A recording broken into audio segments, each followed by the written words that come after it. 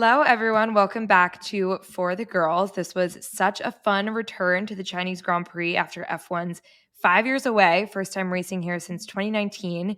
There were a lot of varied opinions on sprint races, but I think everyone can agree that this weekend was definitely exciting.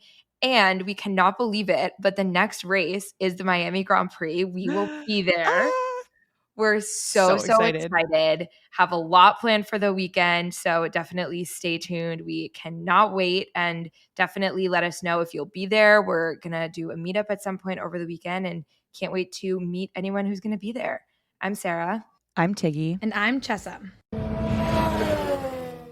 Okay, getting into our overall thoughts and takeaways for this weekend. I think on track, of course, there was so much going on between the sprint and the race itself. I think the big thing is that the energy at this race was so incredible. The track itself really performed. The racing was really nice. And I think this definitely secured the Chinese Grand Prix spot on the calendar for at least the next few years to come. And then, of course, we have to talk about the crowds. They just really came out. They were so happy. And having Joe have his home race was just really, really good energy throughout the entire weekend. I loved it. Yeah, totally agree with the above. What a roller coaster weekend. It was so fun with the sprint, some fun weather, some shakeups throughout. I know that drivers were a little skeptical about the sprint situation, but I did think it actually added a lot to the weekend. Selfishly, as a Hamilton fan, I enjoyed that day. So that was fun. Just amazing races. Racing throughout the weekend, such great energy, and think the drivers really liked being back. They gave us a lot to talk about, so we have lots to dive into. Definitely. I love this track. I'm so happy that logistically F1 was able to make it back to China after this time away. The big winding turns really let drivers pick different lines. It's just super unique that the sweeping turn one, turn two, I really like it. And the field overall, minus, of course, Max out front, was quite tight. It felt like drivers were able to follow really closely. We had a lot of fun wheel to wheel action between the Ferraris, the McLarens, Alonso, Mercedes. So a lot going on, some amazing overtakes around the outside of some of these long corners, which was just thrilling to watch. And of course, the rain and the sprint weekend things a bit more exciting. So can't wait to get into it.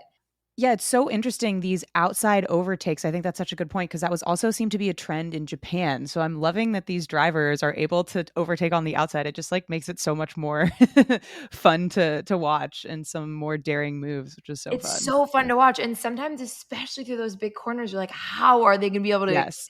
stick that on track? It's crazy to watch. And some instances, like Lando in the sprint, they are not actually able to hold it, but it was so impressive. For sure. All right. So MVPs and LVPs. I'm going to go with two MVPs, which I know is a lot, but Hamilton and Lando. So just an Woo! absolute monster drive from Hamilton in the race, who started P18. He fell even further back on the softs and then just had overtake after overtake to finish P9 in the points.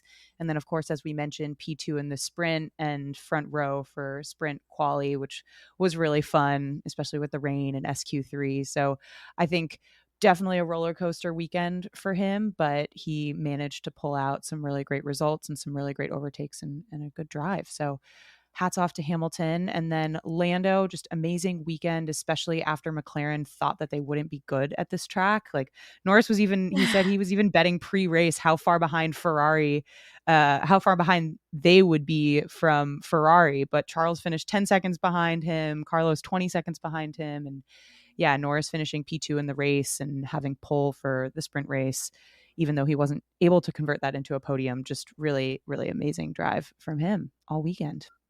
For my MVP of the weekend, I'm definitely going to have to give it to Lando. It was just such an incredible drive to go from P4 to P2 when the top half of the whole grid is just so competitive. He did such an amazing job, and it was obviously so fun to see him, try to battle it out and did a really good job. And I obviously love seeing Lando, who's one of the youngest people on the grid, go wheel to wheel with Alonso, who is actually my second runner up for MVP. For me, Red Bull, not the most original, but I do like to give them credit when, even though it's kind of expected at this point, they just continue to deliver at such a high level across the entire team. A great example of this is the pit stops. They did a double Double stack. stack. Oh my gosh. It was absolutely unbelievable. They put Max in first with a 2.1 second stop and then Checo in on a double stack with a 2.0. Just Just um crazy. The announcers were like, "What? Like, how is this even possible?" absolutely insane. And it was a bit of a fun weekend where, of course, the Red Bull's a rocket ship, but we did get to see Max have some real action. He started P4 in the sprint, so had to make a couple overtakes there. And then in a short race with only 20 something laps, or it was 19 laps, I think. Once he got into P1, he pulled out over a second a lap, which it's hard to even Crazy. fathom how that's possible. He won the sprint by 13 seconds. And then in the race as well, we got to see exactly what they need from him. 100%. And even those safety car restarts, he timed it perfectly, just right out of the Totally. corner. So, so well executed. So, not surprised ever at this point, but still amazing. And I thought it was really interesting. The announcers, when he won, was saying just his level of dominance is even a step forward from Schumacher, even a step forward from Hamilton. Like, we could probably debate this all day, but it's just, yeah, I think we're seeing something really amazing right now in history. On the BBC podcast, which was interesting, they were having this debate and they were talking about the Ferrari era with Schumacher and Rubens Barrichello and how Schumacher was it was a kind of another example of where there was a mega dominant car, a driver of a generation, one of the greatest of all times, and a teammate that couldn't really keep up, and how that's truly the perfect storm. But that was over 20 years ago, and they weren't really able to think of examples since then because even in the Mercedes dominance days, Rosberg was able to bring the fight a bit. And they made Mhm. a really interesting comment. That was how in 2 years, I think it was 2014 and 2016, Lewis had the much worse luck than Rosberg on the reliability front. Mm, So that also, yeah. even though he was the stronger driver, that also evened things out a bit. And this is just it's astronomical at this point. Yeah. In incredible. For LVPs, so not exactly an LVP, but I was a little bit sad for Ferrari that they had a tougher time this weekend in China, even though they managed to get P4 and P5 in both the sprint and the race. I just felt like neither driver was super happy, and we'll talk about some of the drama they had during the sprint with their the Sainz Leclerc fight. But yeah, I just think it wasn't as clean of a weekend that as we've been seeing from them. So I was a little bit sad for them, but obviously not horrible results ending where they ended up. Totally. I'm gonna give it to K-Mag. I it seems like a bit of a pattern. I love that he's very aggressive in wheel-to-wheel racing. It's exciting, but at the same time, you really need to keep it clean and not be unnecessarily taking people out. And he just completely wrecked Yuki for no reason. It wasn't even as if he had a front wing significantly over and was actually going for the overtake. He basically just dive bombed in from the back, Yeah. was not horrible track placement, just totally took out Yuki. And we'll get into this, a disaster of a weekend for VCarb through no fault of their own, which Yeah. is always so hard to watch. And my other one is Stroll. That was another great example of just a totally unnecessary error. Stroll's was maybe a tiny bit more understandable than K-Mac because it was a huge bunch up under the safety car. Yeah. There wasn't a ton, there weren't a lot of places everyone could go, but still he needed to have much better awareness and just completely wrecked Danny. And what's frustrating about that is then Stroll was blaming it on other people. And when he got the 10-second Exactly. penalty, it was like, oh, this is so ridiculous. When I feel like in that case, when it's blatantly your fault, just own up to it and apologize. Totally. And calling people names on the radio, I get it's all happening fast. There's a lot going on, but it just feels wrong. So, how are hot takes held up? I just missed out on points with Joe finishing P9 in the sprint on Saturday because only the top 8 get points in the sprint. And unfortunately, no points on Sunday. But some amazing overtakes that he gave the fans in the grandstands, especially at one of those hairpins, which was so exciting. And just seeing the crowd go wild was amazing. But yes, another hot take, unsuccessful for me, continuing my streak. It's hard. It's hard. Okay, for whatever reason, going into my hot takes for the weekend, I felt really confident. I had Max P1, which I guess happened, but I'm not going to count that for myself. And then I had Alonso P2 and then Ferrari P3. And yeah, none of that worked out for me. Okay, let's talk about practice. So what was really wild here was that a lot of the drivers have never driven at this track, and they and the ones that hadn't been here since 2019, and there was only 1 hour of practice given the sprint weekend, so it was kind of like trial by fire. They were really under pressure here. Overall, pretty wild choice to have it be a sprint weekend, but more fun drama for us. Big thing to call out in practice is that Stroll topped practice, which was weird foreshadowing given how the rest of the race went, but people definitely got a little excited to start the weekend on that. Let's jump into sprint quali and sprint highlights. This was the first sprint of 2024, and we're going to have another one in Miami. So big opener for the sprint weekend here. And this was the debut of a new format compared to 2023, which is really interesting. So last year we had quali for the actual race on Friday after only one practice. And then Saturday was a full sprint day with both sprint quali and the sprint. And this got a lot of criticism, I think pretty justifiably, that drivers and teams only had 60 minutes to get the car ironed out for Grand Prix quali, which is extremely difficult, especially for rookies. Any new conditions, any new tracks makes it very, very difficult. So for this year, instead, we have FP1 on Friday and then sprint quali. And then on Saturday, we have the sprint and then regular quali later in the day on Saturday. So even though it's sprints, you do have 3 sessions to kind of figure out the car for Saturday. But it's so interesting that this was the first race back since 2019. Yeah. A ton of drivers have never driven here, or if they have, it hasn't been for 5 years in a completely different generation of cars. And they only had 60 minutes of practice and then just had to go into quali for the sprint. Such a Crazy. challenge. Yeah, I think we'll talk about our thoughts on the new sprint format, but I think some of the criticism was also Parc Ferme and not being able to change the setup after Friday, which you're locking in for a whole day. The risk of doing quali after the sprint is that if you get wrecked in the sprint, obviously that's really tough for quali later in the day, and you're potentially sacrificing some race points and some race performance. But yeah, I thought it was interesting. It seemed to go over pretty well. It allowed drivers to tinker a bit with their setups. I mean, some drivers had better than others. Like Hamilton seemed to go the opposite way, but we'll talk about that too. For sprint quali, it was a rainy thriller indeed. For SQ1, there were some impeding issues and another very tough session for Gasly. So the cuts were Sargent, Tsunoda, Albon, Ocon, and Gasly. For SQ2, this is when it started to rain as the session went on. So it caused some shakeups, and we'll talk about how exciting SQ3 was. But for SQ2, the cuts were Stroll, Ricciardo, Hülkenberg, K-Mag, and Russell. And that meant that both stakes, including Joe, were into SQ3, which was so exciting for the home crowd, so exciting for Joe. I'm really happy that he had that moment. For SQ3, everyone went out with inters, but it was really tough conditions. Everyone was just struggling to keep the car on the track. The first big rain moment of this season, which was exciting. Max had multiple laps deleted for track limits, just literally not being able to keep the car within the lines.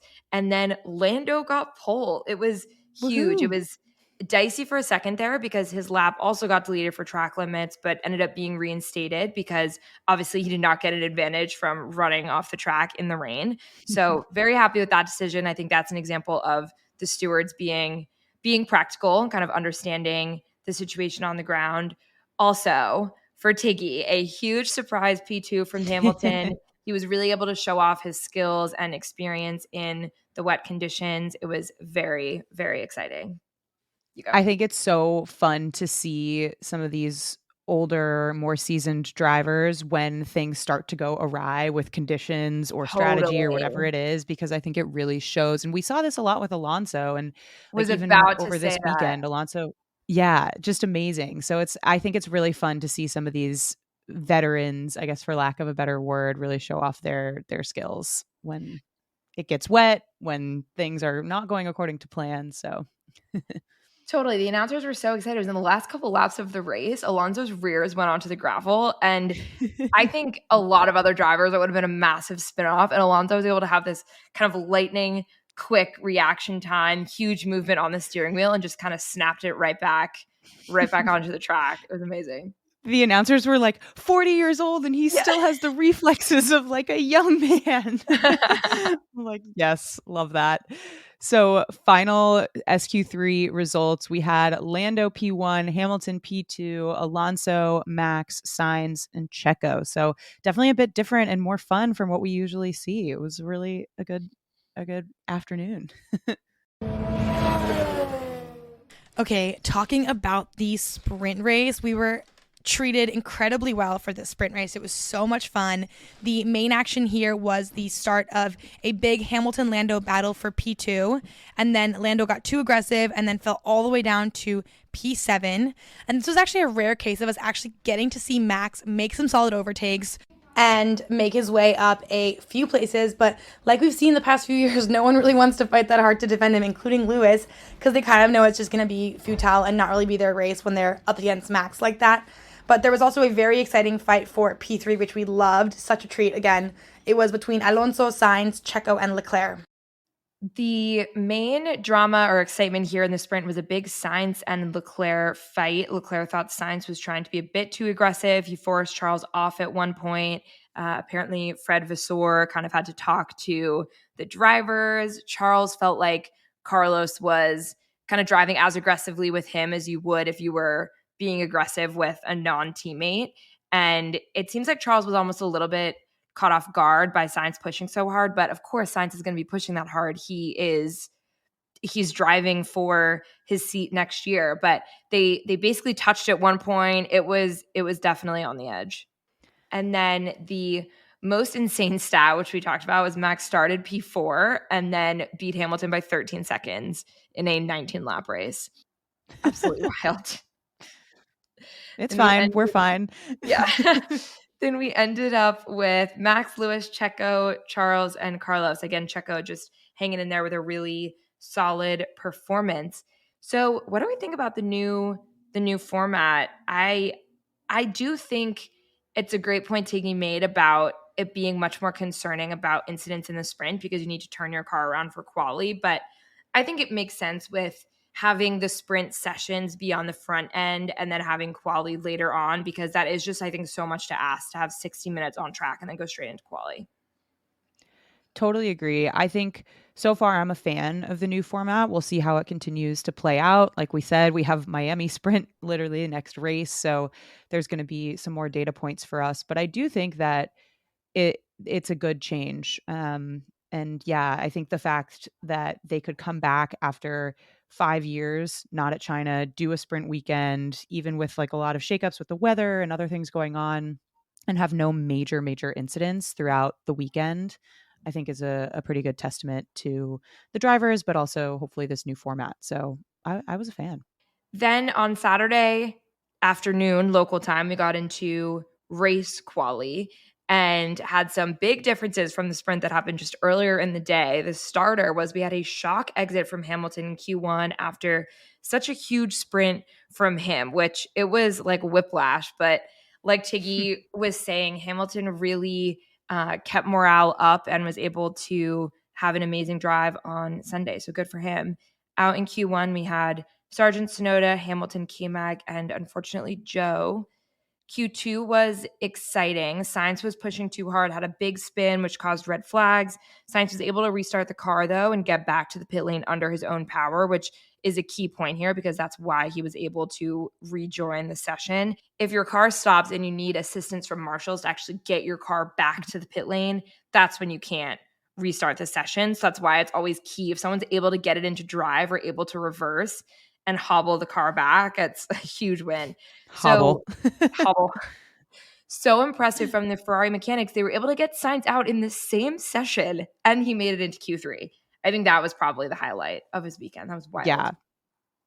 So then amazing. Cuts were Gasly, Albon, Ocon, Ricciardo, and Stroll. So pretty strong showing from Ricciardo, but that means Bottas again in Q3 and Hulkenberg. Very exciting. For Q3, of course, Max got pole, but there was a really fun battle for P2, an extremely strong showing from Alonso and the McLarens, and we ended up with Max, Checo, Alonso, Norris, and Piastri. All right, so getting into the race, some overall highlights. This was an eventful race. So the first start, Max just absolutely launched off the line. It was a much better start than Checo. But then what was so exciting was Alonso's start. So amazing start from Alonso. He stuck it around the outside of Checo, managed to hang on, pushing the car so hard. You could see a little bit of a wobble at one point, but just amazing, amazing driving. Unfortunately, there were a few tough starts. So both Ferraris had a pretty tough start. We're stuck battling Hulkenberg, and Carlos was trying to go around Charles on the outside, and Charles was pretty aggressive in holding his line. But yeah, it was a fun first start. And then the first of two safety car restarts that we got. So we got multiple starts this race. Bottas had an engine failure on lap 21, sadly, which triggered quite the series of events for the rest of the race. At first, it was a virtual safety car. We had a lot of pit stops, but after a few laps, they were still struggling to get Bottas's car off. I don't know if I think there was an issue with getting it into neutral or getting it into gear because they couldn't roll it. It was just stuck. You could see 10 people trying to move the car. So they had to switch to a full safety car, which eliminated Max's then 20-second gap ahead of Checo. Crofty, it was fun. I've talked about this a lot. I'm a big F1 TV loyalist. That's what I normally watch. But this weekend I tried out ESPN, which gets the Sky Sports coverage. And Crofty was being hilarious. And he said at one point he's racing against the clock, not racing against anyone else, which is completely true. Yeah, it was wild that they took so long to make it a full safety car and even a virtual Yeah. safety car. First it was just a yellow flag and then the virtual safety car and then the full safety car. So it was like Lando missed the first pit on the virtual safety car because it just was taking a long time, but he managed to get in, which was good on the second go around. But yeah, I think interesting delays there. Yeah, that felt like kind of the main logistical snafu of the weekend, I would say. That was a bit strange. It felt like they were really ambitious with trying to keep it to just yellow flags and then ambitious with trying to keep the virtual safety car. And that's such an important call to make when you're going to end up doing a full safety car regardless, because it can ruin people's races on pit strategy. Totally. So basically here, everyone was restarting behind the safety car on fresh, hard tires. And you got to give it to him. Crofty said, quote, "This is going to get spicy."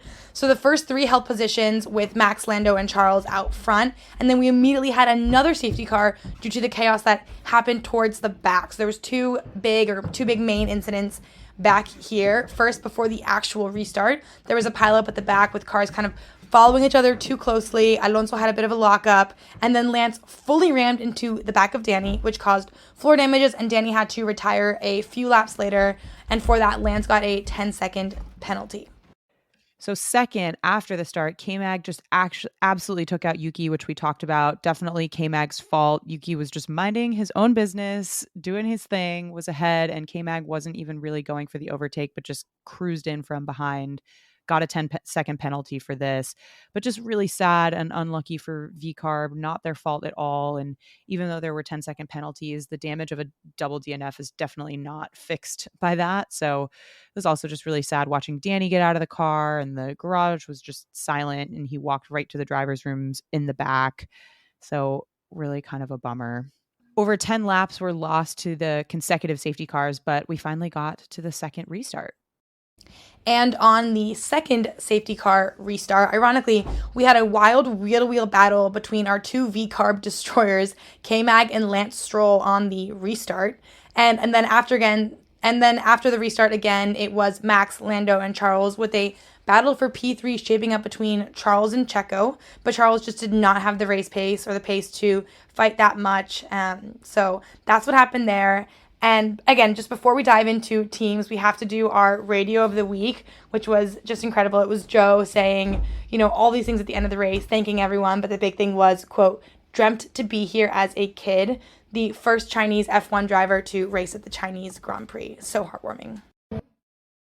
For Red Bull, like we said, just clinical performance and execution throughout the whole weekend, including with some unforeseens, like Tiggy was saying, with the rain, not the best sprint quali result they would have wanted, having to deal with two safety car restarts, and everything was perfectly executed down to that double stack. It was Max's 58th F1 win, his first win in China. He's only been in F1 for, I think, 2 years after the first Crazy. Chinese Grand Prix. And another strong weekend for Checo, really making the case for him being a reliable operator to get a P2, get a podium, which is really the case for his renewal. So I think things are looking good for Checo right now. Definitely. For Ferrari, so the teammate drama that was bound to happen did happen, as we talked about in the sprint, especially. And it feels like Carlos is being maybe a little bit aggressive and needing to drive for a seat here. And Charles maybe is feeling a bit fed up. We've definitely gotten some comments as we've talked about how has been outperforming Charles, and I think a lot of people's take is that Carlos is just really has a fire under him and is gunning because he has to. He's unemployed, he's in contract negotiations, and I think we'll have some amazing offers, but just has a different fire under him than Charles does right now. So I can kind of see where A, the good results for Carlos are coming, and B, the frustration from Charles if Carlos is feeling a little bit aggressive to him. But it was the first race all season, as we discussed, without a podium.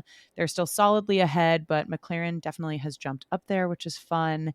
So I guess the questions here, does the team need more rules in terms of their rules of engagement between the teammates? Like, I think we've seen this before. These are both feisty drivers. They're both very competitive. We've seen them fight each other on track, and luckily there haven't been any major disasters. But do you think that Fred needs to step in and maybe take the temperature down a little bit? I don't know. I do like that Vassor's mindset seems to be just let them race almost unequivocally. And I think the best example of this weekend was less dramatic than I think it was Monza last year, where they were fighting for a podium and Yeah. almost took each other out. And Fred was just Yeah. letting them race lap after lap. All the Italian fans were probably about to pass out. And I do like that mentality overall. I think here it makes sense when we're not yet at a point, they're not fighting for a world drivers championship. We're not at a point in the season where it's key for constructors or key for specific standings in the driver's standing. So I agree with letting them race when there isn't a particular strategy call or a specific reason to not. But I think that will change if, like Tiggy said, I don't know if it's luck or just they're able to find that really fine line. There have not been any major incidents yet. I think the first time they actually took each other out or had serious contact, it would become a very different conversation because at that point you're costing money, you're costing points. And at this point, I think it's okay. But to what Tiggy was saying, it's interesting. I think Carlos is such a fire under him. And this was the first weekend this year where it felt like maybe he was kind of over driving to his own detriment, Mm. which is what we've seen from Charles before when he was under pressure fighting for the championship against Max in the early stages in 2022. But Carlos making that error in quali, having these really tight situations with Charles. And it feels like on the flip side, this is the first weekend that Charles is a little bit like, I'm going to fight back if we're going to be Yeah. racing like this. Totally. I mean, just to the Fred point, I think you look like a genius when you're not wrecking, but it's such a fine line because if you're So going to let true. them race as soon as something happens, like it's on you because you didn't lay down the law when you needed That's so to true. necessarily. But for now, he looks like a genius. One thing about Ferrari we should chat about, I guess, with Carlos is Helmut Marko's comments about how Red Bull can't match or beat the offer that Audi has given Carlos. And I think Christian was unhappy with Helmut speaking out about this, saying that these matters are sort of private and a little bit speculative. But I think that was interesting comments and just makes you think that whatever Audi is coming to Carlos with is probably astronomical. And Red Bull, I don't know if it's that Red Bull can't beat it. It's probably that they don't want to beat it. But I'm curious, Sarah, your thoughts on this. Yeah, I think that's the better phrase because what was fascinating about that is driver salaries are not a part of the budget cap. So Yeah. they can be astronomical. We know that Lewis and Max both have huge 50 million odd deals. I'm sure Lewis is going to Ferrari was massive. We don't typically think of Red Bull as having some type of budget Strapped for concern. cash. Yeah, so it was a weird way. You're right. It's a weird way he phrased it. I think the truth is probably that they're just not interested in matching whatever that offer is Yeah. when, as we've been saying, Checo is really putting in solid performances here. But a very interesting comment to make publicly. And I'm happy for Carlos that at least it seems like he has Yeah. one big team fighting for him and willing to put down huge money for it. Okay, let's get into Mercedes. Honestly, a pretty heroic drive from Hamilton, despite the car being literally nowhere near what they wanted. And starting in P18 to finish in the points at P9 is just incredible. Hats off to him. He's such a legend. The big bright spot here was that he had P2 in the sprint as well, which is, great to show that they have some of the speed, but further evidence of how unpredictable the car can be between sprints and qualies and race and everything like that. So a lot to work on there, and I think the team has mentioned as much that they feel like they have a lot to come back from, but a few bright spots there, and Lewis just had an excellent weekend given everything that he was kind of up against. For McLaren, amazing weekend, as we talked about from Lando, big P2 race finish, pole for the sprint. It definitely felt like his first major moment this year, and a big reminder of what hopefully he'll be able to do more consistently once he's in a top 1-2 constructors car, which McLaren is definitely chipping away and hopefully getting there. But yeah, Lando, super impressed from him this weekend. It was unfortunately a tougher race for Oscar, significant damage after getting dinged by Danny in that domino where Stroll rammed into the back of Danny, but still got a pretty good points haul in P8. So good weekend for McLaren after their massive, I don't know if we want to call it massive sandbagging, but it did feel like they were not feeling good about this track. So I'm happy that it didn't turn out that way. For Aston Martin, the commentators were loving Alonso this weekend, like we were saying, with the excitement of his reaction time. They said at one point he's rolling back the years with a Peachtree start, had that insane save on lap 49. Just a great weekend for him, and it felt like he's really outperforming the car. He was definitely wearing out the tires and kind of surpassing the car's capabilities in the opening of the race, but it's amazing to see what he can do when the car is performing. On the other hand, Lance, not the best weekend, made quite a few people upset. So first he kind of pushed Hulkenberg off the track on lap 1. The stewards didn't take further action, but then of course now infamously rammed into the back of Danny. Crucially here, it was not even under race conditions, it was under the safety car, and Wow. it was a bit of a difficult situation where Alonso was kind of locking up or running off a bit, and the cars were just super packed in tight, but still. And then also blaming it on other people, just not great. Interestingly, in an interview this week, the Honda president, Koji Watanabe, said their goal is to, quote, become world champion from 2026 onwards through the Aston Martin partnership. So stay tuned. We talked about this hot take a bit. I can see Aston Martin really climbing the ranks for 2026. I mean, they're already getting up there for these regulations, but I can definitely see it. It's also interesting in terms of Lance's future with a big new engine partner coming in. Yes. With new investors, new stakes and interests in the team. If the Honda team's coming in wanting to be world champions, I'm sure they're making a case to have a different driver pairing. Totally. And Alonso is already locked in, signed. Yeah. He's the poster child of Aston Martin for the next several years. I think, if I had to guess, I think Stroll is going to be calling it quits, if not at the end of this year, definitely the end of 2025. I think you're right. Oof. Okay. Talking about V-Carb, it was a very, very disappointing race for them with a double DNF through absolutely no fault of their own. It just so happened that, they got caught in the kerfuffle, if you will, and had 2 DNFs. And then to add insult to injury, Danny got a 3-place grid penalty for the sprint in Miami due to passing Hulkenberg behind the safety car. So went from bad to worse, and it's going to affect him in Miami. For Williams, not the best pit lane start for Logan due to some car updates. And then he got a 10-second penalty and 2 penalty points on his super license for a safety car infringement and finished the last of the cars that finished. This safety car infringement, I think, was a really close call. It was just, he was literally a fraction of a second. I think it was Hulk coming out of the pit lane. So really just such a bummer for him and kind of unlucky. But yeah, I guess that's how it goes. It's a cruel business. I know. I think that's an example of where the penalty feels so harsh to get 10 seconds for that, which is a super innocent safety car issue when it was extremely chaotic. Everyone was pitting. it's not as if he impacted anyone's race, versus the equivalent is a 10-second penalty, the same amount of time for ruining a V-carb, which that felt a situation where I don't know if, even if it's technically under the rules, clearly a 10-second penalty for a safety car infringement, but that just feels harsh. Totally agree. Albon P12, less of a it was a quieter race for him. He mostly managed to stay out of the chaos, but yeah, nothing major to write home about for Williams. But at least there was no major chassis debacle where they're shipping the car back and forth across the world again. So they should have a spare chassis for Miami, which hopefully they're out of the woods at this point on that issue.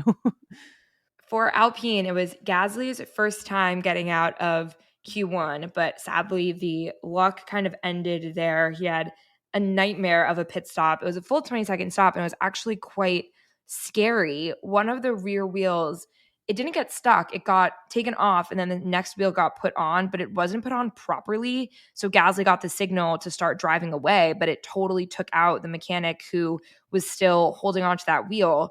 Thankfully, the reporting seems to be that he was not seriously injured, but definitely really banged up. It was scary and a good reminder of how it's dangerous being these mechanics. We really need to prioritize safety in the pit lane. Totally agree. And Ocon, I think, finished P11. So P11, P13, again, not the best for Alpine, but it's better than P19 and P20. So hopefully on the Agreed. up. For Steak/Sauber, so poor Bottas, we talked about his DNF on lap 21 with the full engine failure, and then a P14 finish for Joe. Again, he missed out on points at home, but gave the crowd a lot to cheer for, and just his emotion at the end and how much it means to him and how he's dreamt of this as a kid. And the picture of him before the race that he posted, there were multiple of them, but the one that he posted on his like Instagram, main Instagram, with him as a child. I think it was in like 2005 or something at the race. Just so So cute. cute. And it just reminds you how long these people have been working for this, and to fully realize that even without points for the first time, being the first driver of your home country of over 1 billion people to drive in an F1 race at home, it means so much. So I think sometimes we can lose sight of that, but I think it was amazing. And then my favorite Steak moment of the race was the announcer on F1 TV when they had a good pit stop for Joe, and the announcer goes, "Holy moly, a 3-second pit stop from Sauber." Like, really, let's go, Sauber. And for Haas, we had points for Hulk, which is awesome. So P10 after a strong weekend. Hulkenberg just, I think, continues to do pretty well here in the Haas. And we talked about K-Mag's less stellar weekend and our feelings about that. But yeah, happy for Haas, happy for Hulk, and hopefully they can continue that streak. For standings in the Drivers' Championship, we have Max with 110, Checo with 85. Then Leclerc and Sainz are pretty close. Leclerc's got 76, Sainz with 69.